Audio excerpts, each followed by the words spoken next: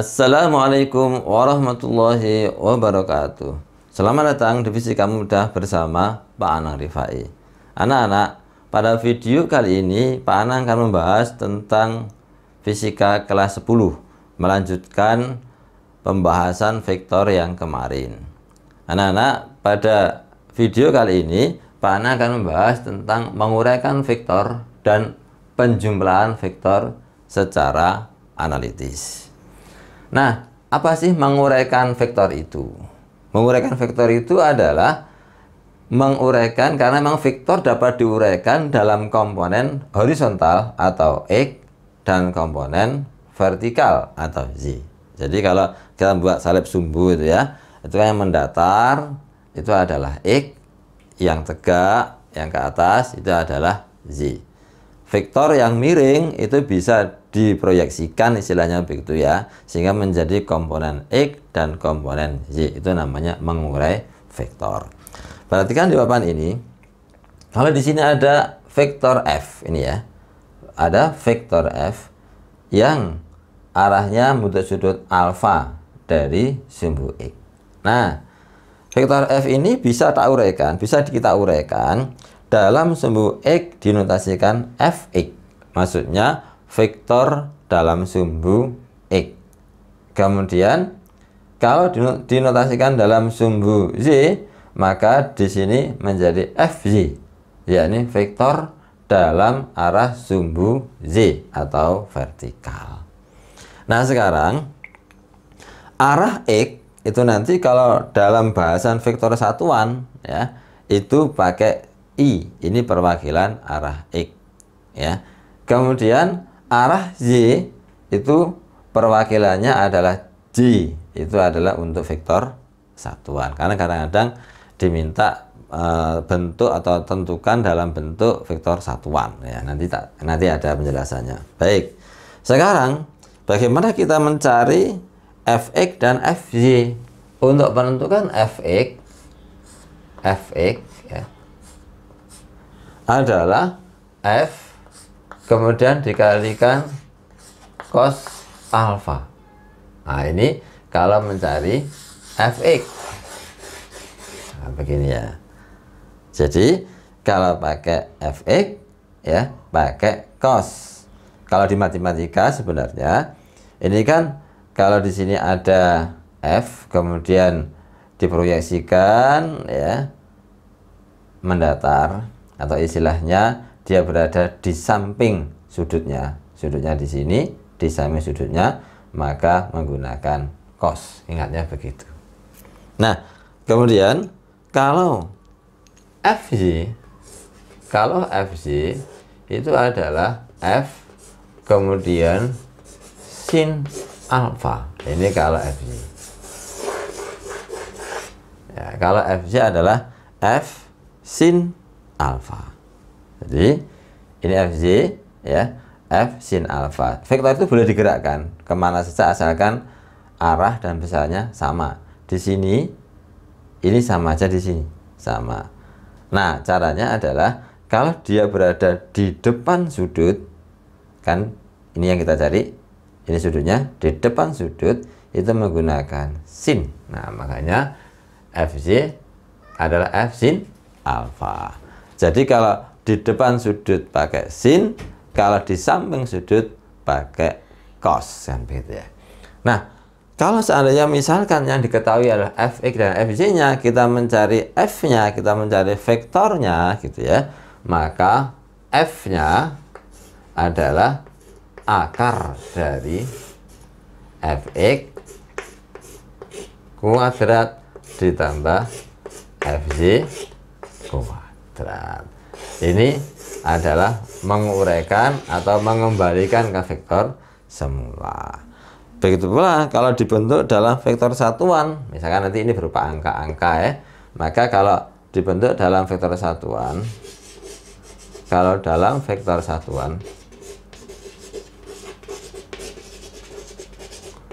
juga bisa F itu sama dengan Fx itu I ditambah Fy J.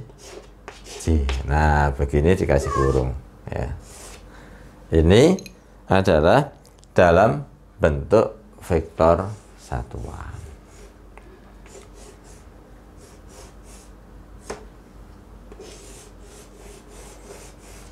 Oke, sekarang ya, menguraikan sudah.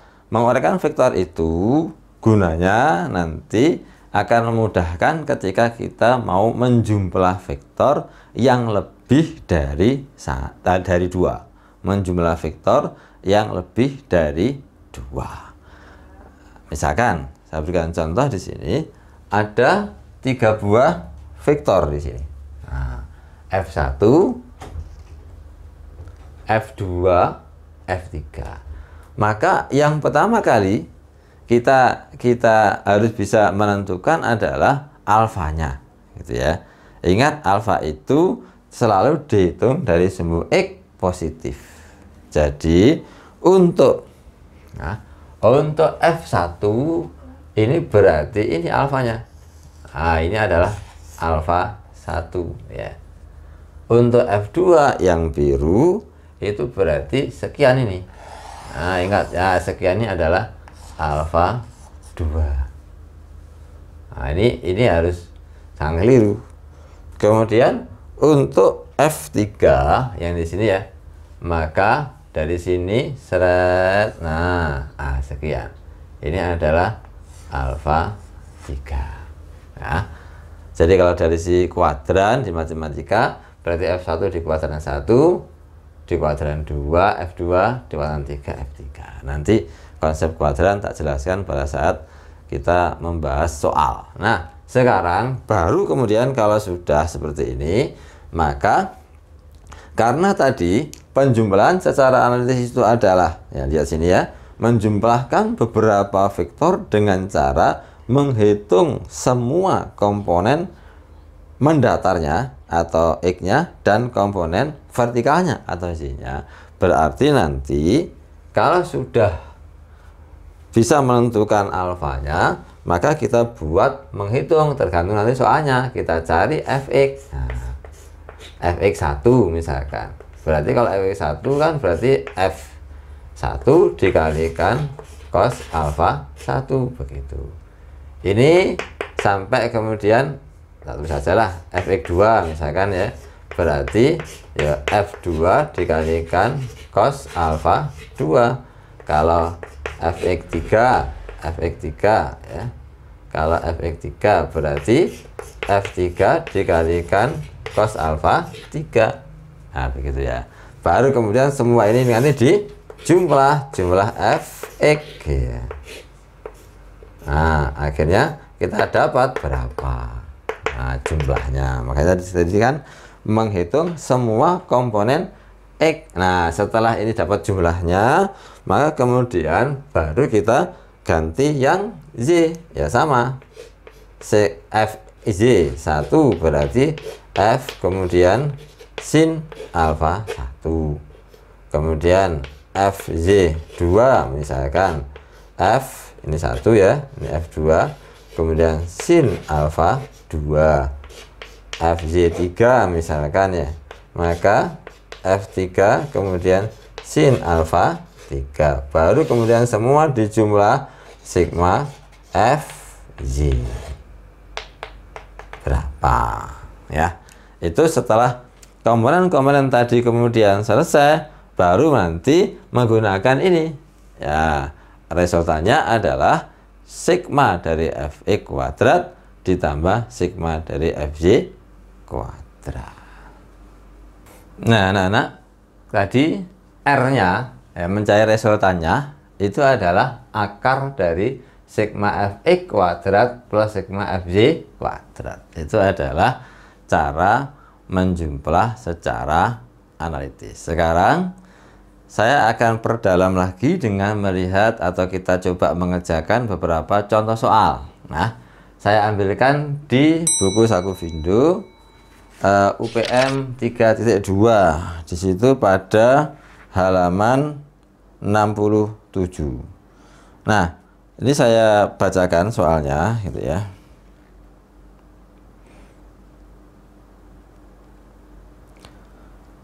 sebuah balok ditarik oleh gaya F 100 Newton membentuk sudut 30 derajat terhadap bidang mendatar.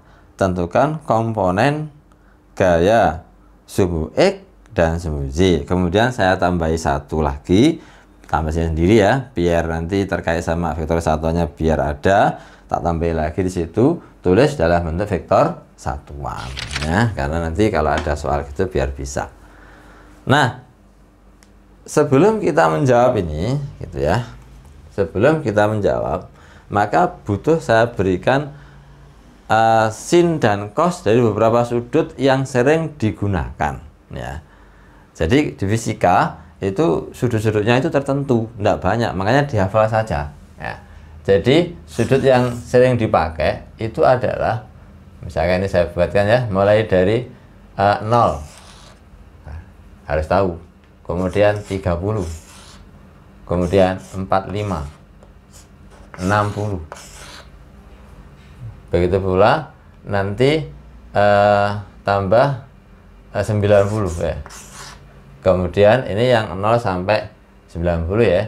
Nah, kemudian yang sering juga di fisika itu 37, kemudian 53. Nah, ini sudut-sudut istimewa yang sering dipakai.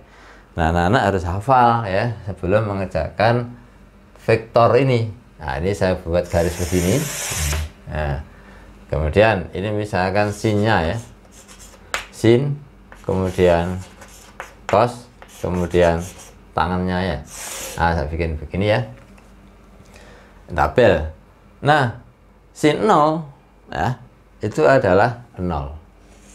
Nah, kemudian sin 30 setengah. Setengah. Kemudian sin 45 setengah akar 2. Sin 60 setengah akar 3. Sin 90 1. Nah, jadi naik ya. Nanti 300 nanti ya sama 53-nya. Sekarang cos itu kebalikan. Nah, kalau cos 0 1. Nah, begitu ya. Cos 30 setengah akar 3, cos 45 setengah akar 2, cos 60 setengah, cos 90 0. Coba lihat kebalikan. Naik. Nah, dari sini juga syarat naik. Nah, jadi gitu. Itu cara menghafalkannya seperti itu. Nah, sekarang tangan itu sin bagi cos. Jadi atas dibagi bawah. Jadi kalau tangan 0, 0 dibagi 1 ya 0. Tangan 30 setengah dibagi setengah akar 3 ya seperakar 3. Nah, begini ya. Tangan 45 setengah akar 2 dibagi setengah akar 2 1. Nah, gitu ya. Tangan 60 setengah akar 3 dibagi setengah tinggal akar 3. Tangan 90 1 dibagi 0 ya tentunya tak hingga. Karena dibagi 0 itu hasilnya tak hingga. Nah, untuk yang dua ini, itu kita menggunakan segitiga istimewa. Jadi kalau ada segitiga begini, nah ini 3, ini 4, ini 5, ini sudutnya mesti 5, 3, jadi begitu. Begitu pula kalau ada segitiganya begini agak landai, nah begini ya. Kalau ini adalah 4, ini 3, ini 5, maka di sini 3, 7. Nah, sin itu depan bagi miring. Tadi kan ya, sin itu kan depan bagi miring, sin demi. Cos itu samping bagi miring, cos sami. Maka bisa saya tuliskan di sini akhirnya kalau sin 37, lihat 37 depannya berapa? 3. Nah, ini 3/5. Sampingnya kan 5. Kemudian sin 53, lihat 53 depannya berapa? 4. Nah, jadi 4/5. Kalau cos ya samping bagi miring, cos 37 sampingnya berapa? Nah, 4 per 5. Nah, gini ya. Kemudian cos 53 sampingnya adalah 3 per 5. Jadi walian ya, 35 per 5. Nah, 35 per 5 model kayak tadi. Nah, kalau misalkan tangan ya tinggal atas dibagi bawah sama dengan 3/4. Nah, begini ya. Kemudian atas dibagi bawah sama dengan 4/3, walian juga. 4/3. Nah, itu yang harus diingat sebelum mengerjakan itu. Karena kalau ini tidak ngerti gitu ya, atau lupa ini, ya sudah tidak bisa mengerjakan. Baik, sekarang baru saya akan kerjakan untuk yang A. Ya, jawab di sini ya. Untuk jawab ya. Jawab untuk yang A. Kalau kita mencari fx tadi, fx adalah f cos alpha. Jadi komponen pada sumbu x adalah ya f kemudian cos alpha. Jadi berapa f-nya? F-nya 100 gitu ya. Jadi f-nya 100. Cos alfanya berapa? Cos 30. Kalau sudah hafal langsung ya. Kalau belum hafal latihannya lihat sini. Oh 30 cos. Cosnya setengah akar 3. Jadi setengah akar 3. Nah, jadi hasilnya adalah 50 akar 3. Satuannya Newton ya. Ini adalah fx gitu ya. Nah, kemudian yang fy, sumbu y adalah f kemudian sin alfa. F-nya 100, sin alfanya berapa? 30. Sin ya? Nah, 30 setengah. Jadi hasilnya adalah 50 Newton. Sekarang bagaimana kalau kita menjadikan dalam bentuk vektor satuan? Kalau ada pertanyaan begitu ya. Vektor satuan berarti vektor f itu ya, itu sama dengan dalam kurung. Nah, kan f-nya dulu. F-nya berapa? 50 akar 3. 50 akar 3 sebagai tanda x diganti i. Kemudian ditambah fj-nya berapa? 50 sebagai tanda sumbu z ada diganti j. Ini namanya vektor satuan. Nah, mudah kan? Itu ya, itu kira-kira untuk contoh vektor satuan sama menguraikan. Sekarang kita lanjut pada contoh menjumlah secara analitis. Baik anak-anak, untuk soal menjumlahkan secara analitis, menjumlah vektor analitis, ini saya berikan contoh soal pada halaman 67 juga, soal latihan 3.4. Ya, ada gambar sudah di situ ya, saya gambar ya. Berdasarkan gambar tersebut, hitunglah besar resultan gaya tersebut. Kita disuruh menentukan berapa resultannya ya, berapa R-nya, R totalnya. Nah, kalau menjumlah seperti ini, maka pertama kali kita dapatkan itu, walaupun di soal nggak ada F1, F2, F3, untuk memudahkan dikasih 1, 2, 3 ya. Ini 1, 2, 3. Nah, kemudian ini adalah X positif ya. Nah, maka ini sebagai standar untuk menghitung sudut. Sekarang caranya coba. Yang pertama kali harus kita tentukan, jawab dulu ya. Jawab. Yang pertama kali adalah menentukan berapa alfanya dulu. Nah, alfa 1 jelas kelihatan dari gambar.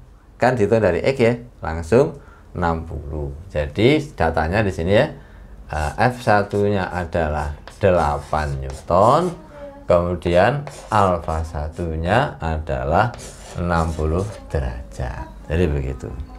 Kemudian coba untuk F2, F2-nya adalah 8 Newton, 8 Newton juga, kemudian alfa 2. Nah, caranya dari sini sekian 90, sekian 90 berarti sekian seret adalah 180. Jadi alfa 2-nya 180 derajat.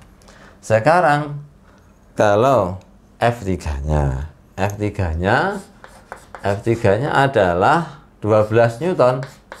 Nah, alfa 3-nya berapa? Caranya dihitung dari sini. Sekian 90, 180, 270 kan begitu ya. Terus ini kan 60, berarti di sini 30 ya. Ini 30. Karena sekian ini 90. 10. Ulangi lagi, 90, 180, 270 ditambah 30 jadi sama dengan 300 derajat. Nah, datanya ini. Sekarang berarti kita harus tahu dulu perangkatnya ya sebelum membuat fx, fj ya. Maka kalau yang 60 sudah ada tadi. Bagaimana kita menentukan sin dan cos yang 180? Caranya untuk yang 0, 90, 180, 270, 360 itu pakai grafik aja paling gampang. Nah, di sini tak tunjukkan caranya ya. Caranya kita buat grafik untuk sin. Nah, ini diingat-ingat ya. Grafik sinus itu begini. Nah, begini. Kemudian bentuknya gini. Nah, ini sih. Dari sini 0, ini 90, ini 180, ini 270, ini 360. Lah lihatnya gimana? Ya, lihatnya caranya adalah ini adalah 1, ini adalah min 1. Nah, 0 gitu ya. 0 kan di sini posisinya. Posisinya di sini berarti sin 0 0. 90 sin 90 kan ke sana. Seret lu 1. Sin 180 0. Ya. Kalau ke sini seret 270 kan? Nah, ke sini sin 270 min 1. Nah, 360 di sini kan posisinya. Maka sin 360 0. Itu kalau menentukan sin. Nah, bagaimana kalau misalkan menentukan cosnya? Grafiknya cos itu gini. Ini grafik cos. Grafik cos tadi ini grafik sin ya. Grafik cos itu gini. Nah, bentuknya beda. Jadi begini bentuknya. Nah, begini. Jadi ini adalah 0 sama ya. Yang ini 90, ini 180, ini 270, yang ini adalah 360. Nah, sama. Kalau berarti kalau misalkan itu ya cos 180 di sini seret min 1. Kenapa? Karena di sini 1, di sini min 1. Selesai untuk yang 180. Sekarang yang 300 harus paham dulu. Ya, bagaimana cara menentukan 300? Caranya begini. Ya, kalau kita mencari sin 300. Nah, sin 300 itu pertama kali kita harus tahu dulu dia di kuadran mana ya. Dia di kuadran mana. Jadi seperti ini dibagi kuadran 1, kuadran 2, kuadran 3, kuadran 4 jadi gitu. Nah, di kuadran 1 ada ketentuannya. Nah, ini ya, ini namanya sini kuadran 1. Kuadran 1. Kuadran 1 itu maksudnya di sini sinnya positif, cosnya positif, terus tangannya juga positif. Jadi all seluruhnya positif. Ya, ini kuadran 1. Nah, di sini ya. Ini matematika sebenarnya, cuma saya khawatir nanti kalau nggak ngerti ini nggak bisa ngerjakan. Sekarang kalau di kuadran 2, ya di sini ya, langsung aja. Di sini bagaimana sin cos sama tangannya. Nah, di sini kalau sini all, di sini sin yang positif, yang lain negatif. Sinnya positif, negatif, negatif. Nah, bagaimana di kuadran 3? Ini kuadran 1, ini kuadran 2 ya. Nah, kuadran 2. Bagaimana dengan di kuadran 3? Di sini kuadran 3. Sinnya cos, tangan. Caranya gini, all sin ta. Nah, tangannya yang positif, yang lain negatif. Ini adalah di kuadran 3. Kemudian masih satu, ini kuadran 4 ya. Kuadran 4. Bagaimana sin cos dan tangannya ya. All sin ta cos. Nah, sekarang hitung gitu ya. Ini plus, ini min, ini min. Jadi dihafalkan saja pakai all sin ta cos. All sin ta cos. Kuadran 1 all semua sin cos tangan positif. Kuadran 2 sin, sinnya positif, yang lain negatif. Ta, yang ketiga tangannya positif, yang lain negatif. Kemudian cos, yang keempat itu cosnya positif, yang lain negatif. Kalau sudah ada itu, baru kemudian caranya sin 300 itu sama dengan gitu ya. Kita dulu pertama kali kita lihat dulu di kuadran berapa 300? Kuadran 4. Bagaimana sinnya? Min. Nah, ini langsung kita tuliskan min. Nah, gitu dulu. Terus ya, sebagai sandarannya adalah yang sini dan sini. Kalau di sini ya, di sini itu pakai patokannya 180. Ini 180 sini. Ya. Tapi kalau yang di sini patokannya adalah pakai 360. Bukan yang 0 ya, yang 360. Nah, caranya begini. Ini kan 300 ya. 300 nanti kan di sini kan posisinya kuadran 4 ya. Nah, itu pakai patokan yang berapa namanya? Yang 360. Caranya 300 ke 360 itu selisihnya berapa? Selisihnya 60 kan? Nah, maka ini ditulis 360 gitu ya. Dikurangi 60 kan gini kan? Nah, maka yang dipakai yang belakang ini aja.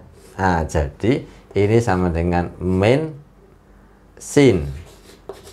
Wah, ini tadi kurang ya, kurang sinnya ya. Nah, min sin 60. Jadi sama dengan tadi sin 60 kan sudah di data tadi adalah setengah akar 3. Jadi setengah akar 3 tapi min. Nah, begitu ya. Nah, begitu pula kalau misalkan kita mencari cos ya. Cos 300 berarti, nah kita lihat di sini cosnya, oh positif. Ya, biarkan aja positif. Kemudian cos ya 360 min 60 kan. Nah, sekarang kalau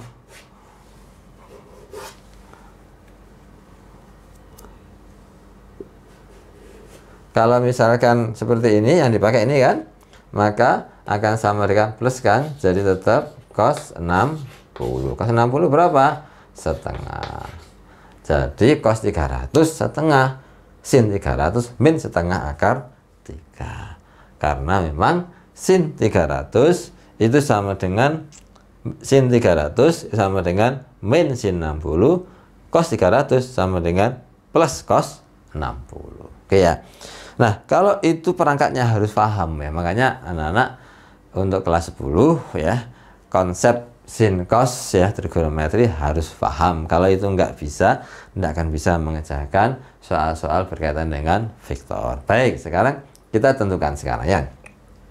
Kita buat tabelnya. Jadi kita cari F1X dulu ya. Nah, langsung aja kan rumus tadi kan F cos alpha. F1 nya berapa? Ini ya sini 8. Nah, dimasukkan sini 8. Kemudian cos alpha, cos 60. Cos 60 berapa? Cos 60 adalah setengah. Nah, jadi gini. Jadi hasilnya adalah 4 Newton. Kemudian F2X sekarang. F2X tadi F2 cos alpha 2. Kan itu ya, nggak usah ditulis ya, tadi sudah banyak. Langsung aja angkanya. F2 berapa? 8. F2 adalah 8. Kemudian cos 180 tadi kan sudah kita cari. Cos 180 adalah min 1. Jadi di sini min 1. Sehingga sama dengan min 8 Newton.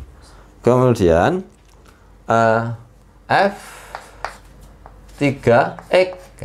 F3X, maka kita lihat di sini F3-nya. F3-nya 12. F3 cos alpha 3. Jadi 12. Nah, berapa nih 300? Cosnya berapa 300? Setengah dikalikan setengah sama dengan 6 Newton. Kita jumlah berapa sigma Fx-nya? 4 dikurangi 8 ditambah 6. 6 dengan 4 10 dikurangi 8 2. Nah, begini ya. Itu cara menentukan sigma Fx ya, masing-masing dengan rumus tadi. Pokoknya kalau X menggunakan cos ya. Nah, sekarang gitu ya, sekarang ganti yang Y. Nah, sama ya. F1Y adalah F1-nya 8 dikalikan sin sekarang. Sin 60 berapa? Setengah akar 3. Jadi sama dengan 4 akar 3. Kemudian F2Y, F2-nya berapa? 8. 8 sin berapa? Sin 180 tadi berapa? Sin 180 di sini ya. Sin 180 adalah 0. Nah, jadi dikalikan 0 hasilnya 0. Kemudian F3Y, F3-nya berapa? 12. Terus sin 300 berapa? Sin 300 sudah kita cari, min setengah akar 3. Setengah akar 3 jadi sama dengan min 6 akar 3 dijumlah gitu ya. Dijumlah hasilnya adalah min 2 akar 3. Min 2 akar 3. Nah, kalau sudah, baru kita cari resultannya. Jadi R-nya akan sama dengan akar dari, kan tadi kan gini, Fx kuadrat ditambah Fy, sigma ya, sigma, ada sigmanya, maaf ya, ada sigmanya.